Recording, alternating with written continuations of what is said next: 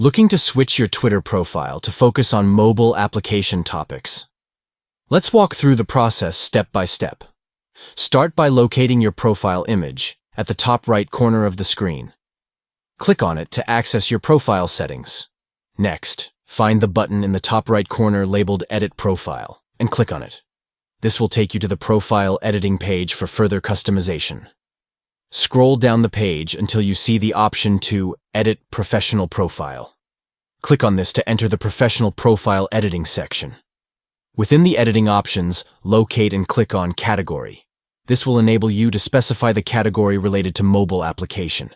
In the category selection, search for mobile application, and once found, select it to align your profile with these themes. Once you've chosen mobile application, finalize your changes by clicking on the Save button.